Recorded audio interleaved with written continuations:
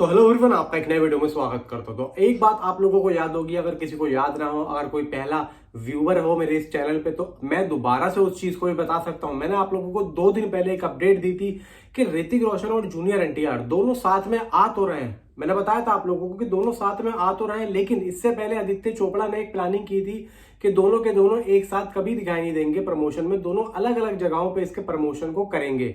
लेकिन बाद में एक अपडेट आती है पिंक विला की तरफ से कि ये दोनों एक साथ में आ रहे हैं। कहां पे? ये जो 10 तारीख को इसका इवेंट होने वाला है, किसका? विजयवाड़ा में, वॉर 2 का, और ये दोनों वहां पे दिखाई देंगे। ठीक है, अब इन दोनों का आना और फिल्म का जो एक कॉन्सेप्ट है, इन दोनों की आपस की टकरार है फिल्म के अंदर। तो अगर ये दोनों एक साथ एक ही मंच पे दोस्ती यारी वाली चीजें करते हैं तो फिर क्या होगा? पब्लिक का जो एक मोमेंटम है, जो उनकी आंखों और दिमागों में बसा हुआ है ना फिल्म को देख के, कि इन दोनों का फेस ऑफ होगा, मतलब लड़ाई होगी, कौन जीतेगा कौन हारेगा। तो इस चीज को यहाँ पे जब आदित्य चोपड़ा बड़े पर्दे पे दिखाएंगे और फिर उससे पहले ही इन दोनों की दोस्ती दिखा देंगे, तो एक तरीके से ऐसा लगेगा भाई एक्ट। तो यहाँ पे आदित्य चोपड़ा पूरी फिल्म को एक्ट नहीं दिखाना चाहते हैं, यानी कि वो दिखाना ही नहीं चाहते कि ये एक्ट है, वो ये दिखाना चाहते हैं कि ये रियल है। सोच के देखो कि आदित्य चोपड़ा फिल्मोग्राफी में बहुत ज्यादा आगे निकल चुके हैं और वो अब रियलिटी के ऊपर ही फिल्म को लेके आना चाहते हैं। मेरी बात आप लोगों की समझ में अभी आएगी नहीं, मैं आप लोगों को लास्ट में बताऊंगा मैं क्या कहने की कोशिश यहाँ पे कर रहा हूँ। लेकिन अगर आपने इस वीडियो को देख लिया ना, तो आप लोगों की समझ में इतना जरूर आ जाएगा कि इस चैनल पे आप लोगों को बिल्कुल ही हटके अपडेट मिलती है, और ऐसी अपडेट मिलती है भाई, ऐसी अपडेट मिलती है कि पूरे यूट्यूब के चैनलों पे नहीं मिलेगी, जो भी वॉर 2 से अपडेट दे रहे हैं। अगर कोई बनाएगा ना, तो इस चैनल पे ही उठा के बनाएगा। मैंने बहुत से लोगों के भी वीडियोस देखे हैं। सुबह से मैं जानबूझ के वॉर 2 पे वीडियो नहीं बना रहा था, मुझे इसी टाइम का इंतजार था। अब वो टाइम आ चुका है। फिलहाल दोस्तों, इसकी एडवांस बुकिंग पे बात करते हैं कि 1.59 करोड़, यानी कि 1.5 करोड़ से ऊपर की एडवांस बुकिंग इसने अभी कर ली है 3 दिनों में, और $1,90,000 की एडवांस बुकिंग ये कर चुकी है। 640 लोकेशंस पे 1688 शोज हैं और 7,386 इसकी टिकटें बिक चुकी हैं, जबकि कूली की तो खैर 32,000 से ऊपर है। फिलहाल बात ये होती है दोस्तों, तेलुगु वर्जन की बुकिंग जबरदस्त हो रही है और ये प्रीमियर बॉक्स ऑफिस के ऊपर रिकॉर्ड तोड़ कमाई करेगी। एंड यहाँ पे जो यूएसए प्रीमियर होते हैं, बहुत से लोगों का सवाल होता है क्यों होते हैं? उसके टिकट महंगे होते हैं, और वो जब टिकट महंगे पब्लिक देखने आती है, वो ये सोचती है कि भाई हम लोग एक दिन पहले देख रहे हैं पूरी दुनिया से, तो भाई अगर 200 का टिकट है तो 500 रुपए का लो, लेकिन साला पहले देखो। तो ये सब इसीलिए होता है, सिर्फ अर्निंग की वजह से, वरना तो भाई डे 1 और प्रीमियर सब एक ही बराबर है। तो ये यूएसए प्रीमियर की और डे 1 की जो बॉक्स ऑफिस कलेक्शन होती है, वो डे 1 में ही लग के आती है, ये आप लोग समझ के चलना। इवन यहाँ पे आईमैक्स में Telugu version, Hindi version, junior NTR, Hrithik Roshan, मतलब अब वॉर 2 की टिकटें आईमैक्स में सेल होनी शुरू हो चुकी हैं। वॉर फिर से शुरू हो चुका है, और इसके सबसे बड़ा संकेत ऋतिक रोशन की इस अपडेट से आया, वो मैं आप लोगों को बताता हूँ। इवन यहाँ पे जो डांस बैटल, ये जो सॉन्ग की अपडेट आई थी, जो मैंने सबसे पहले आप लोगों को दी थी, मैंने कहा देखो डांस बैटल होने वाला, मैंने आप लोगों को 7 या 8 तारीख के आसपास बताया था कि इसकी अनाउंसमेंट होगी, कुछ ना कुछ देखने को जरूर मिलेगा। इसकी अपडेट यहाँ पे आज ऋतिक रोशन जूनियर एनटीआर ने भी दी, और आज सुबह आकाशवाणी के ट्विटर हैंडल पे भी इस बात की घोषणा हो चुकी है कि भाई ये सब होने वाला है। इसका प्रोमो कुछ ही दिनों में आप लोगों को देखने को मिल जाएगा।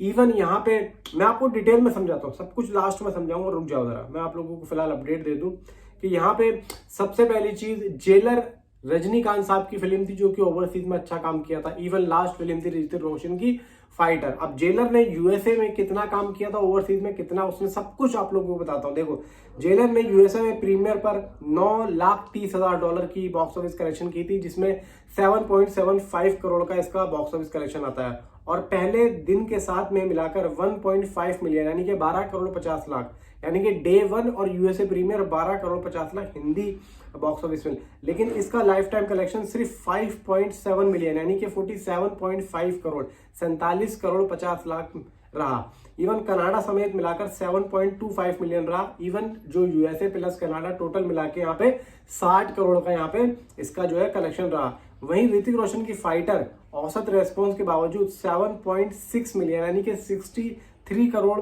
कमाई यूएसए में वो हिट रही। अब आप देखोगे, जेलर रजनीकांत साहब की थी और इधर ऋतिक रोशन की थी, मतलब इसका बिल्कुल पानी की तरह साफ है मामला कि ऋतिक रोशन का जो एक भाई फेस है ना, वो भाई ओवरसीज में बहुत ज्यादा वायरल है, और ऋतिक रोशन की ऑडियंस भर भर के वहां मौजूद है। और आप देखो ये तो भाई सीक्वल आ रहा है, तो भाई क्या क्रेज होगा, आप लोग सोच के देखो। अभी तो समझ लो शुरुआत है, अभी तो टाइम है, अभी लास्ट आने तो जरा 1-2 दिन बचेंगे ना, फिर देखना कैसी बावली कटती है यहाँ पे। इवन यहाँ पे दोस्तों आज जो एक अपडेट आई हो मैं आप लोगों को बताता हूँ कि हुआ क्या है। ऋतिक रोशन और जूनियर एनटीआर का एक प्रोमो आया है। ऋतिक रोशन के खुद ने यहाँ पे अपने ट्विटर हैंडल पे इस बात को शेयर किया है। अब यहाँ पे मैं आप लोगों को बताता हूँ कि अभी फिलहाल ऋतिक रोशन और जूनियर एनटीआर ने ट्वीट क्या किया, और उसका जो लास्ट अपडेट जो मैंने शुरू में बताया कि लास्ट में बताऊँ, वो भी आप लोगों को बताता हूँ। यहाँ पे ऋतिक रोशन ने ट्वीट किया और फिर जूनियर एनटीआर ने उसका जवाब दिया, फिर यहाँ पे ऋतिक रोशन ने जवाब दिया। युद्ध की रेखाएं फिर से खींची गई हैं और हैशटैग सब कुछ बयां करता है। युद्ध की रेखाएं फिर से खींची गई हैं, फिर से मतलब दोबारा आया है वॉर 2, और हैशटैग सब कुछ बयां करता है, मतलब हैशटैग। अब मैं आप लोगों को बताता हूं, हर अपडेट हर खुलासे के लिए ऋतिक वीएस एनटीआर के साथ बने रहे। ऋतिक वीएस एनटीआर, ये ऋतिक रोशन कह रहे हैं पहले मेरा नाम आएगा उसके बाद में एनटीआर का नाम आएगा। ये एक्चुअली में ये एक्ट ही चल रहा है, समझ के चलो। लेकिन ये लोग फिल्म से बाहर आके अपने कैरेक्टर को बाहर ले आए। आदित्य चोपड़ा ने कबीर के कैरेक्टर को रियलिटी में लाके पेश कर दिया है, रियल जिंदगी में। हाँ, अब आपकी मेरे बात समझ में आ रही होगी, समझ में आ रही है ना। अब यहाँ पे भाई, अरे ऋतिक, ये जूनियर एनटीआर कह रहे हैं, अरे ऋतिक सर, हमने इस पर चर्चा तो की थी ना, केवल एक ही हैशटैग फॉलो करना है और वो है एनटीआर वीएस ऋतिक।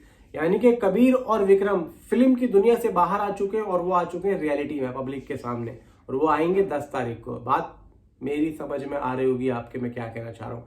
यानी कि इन दोनों कैरेक्टर को सेम टू सेम जैसे फिल्म के अंदर है, वो वैसे ही सामने यहाँ पे आएंगे आप लोगों के 10 तारीख को। और फिर यहाँ पे ऋतिक रोशन बोलते हैं, हाँ हाँ अच्छा चला एनटीआर, लेकिन हैशटैग है ऋतिक वीएस एनटीआर, इसे और जटिल ना करें, ठीक है, इसे और ज्यादा लंबा चौड़ा ना करें, ऋतिक वीएस जूनियर एनटीआर ही रहेगा।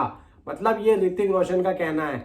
तो इसका मतलब साफ है कि भाई यहाँ पे एक दूसरे से भिड़ते हुए दिखाई दे रहे हैं, वो ट्वीट में भी, फिल्म में भी, इवन जो हैदराबाद में होने वाला है इवेंट, उसमें भी ये एक दूसरे से भिड़ते हुए दिखाई देंगे।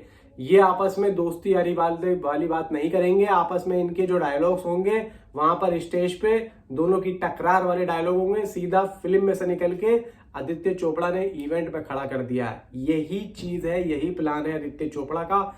ये मेरी अपनी खुद की प्रेडिक्शन है। गलत हो गया ना तो आप लोग मुझे नीचे कमेंट में जरूर बताना।